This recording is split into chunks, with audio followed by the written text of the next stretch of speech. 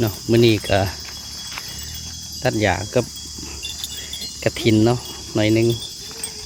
แล้วก็เอาใบตองมาให้เนาะแล้วก็เอาใบตองมาให้เพราะว่าใบตองนี่ช่วยบ่ให้แบะลงท้องเนาะว่าตำเบิงนี่เขามีแบะหน่อยลงท้องอยู่ก็เลยเอาใบตองมาให้กินเด้เนาะใบตองมักขนาดกระถินคืออันดับหนึ่งเนาะ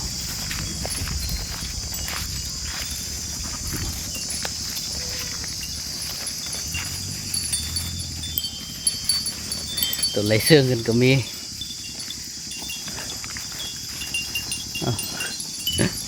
ห่าวตัวผู้เนาะห่าว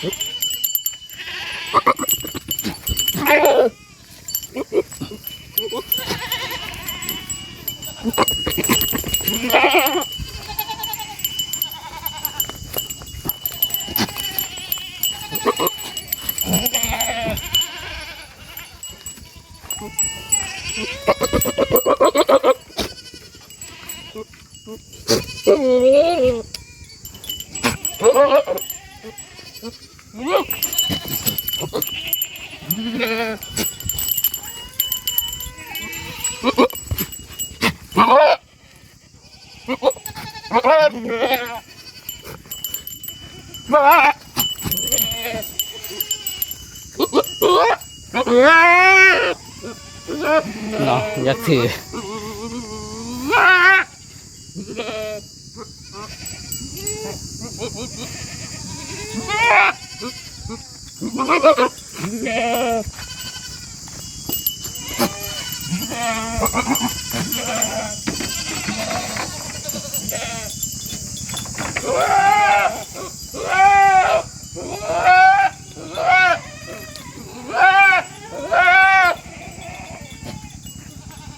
เดี๋ยวจับให้มันถือกันเนาะ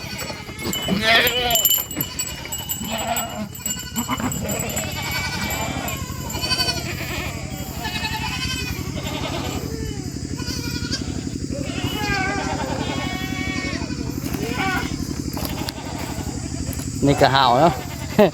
อยากถือ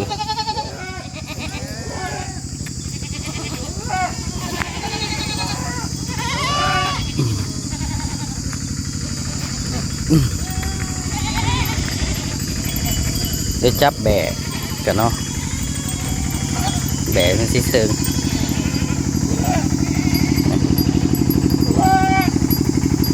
ตัวนี้ก็ห่าวมาแล้วเนาะตัวผู้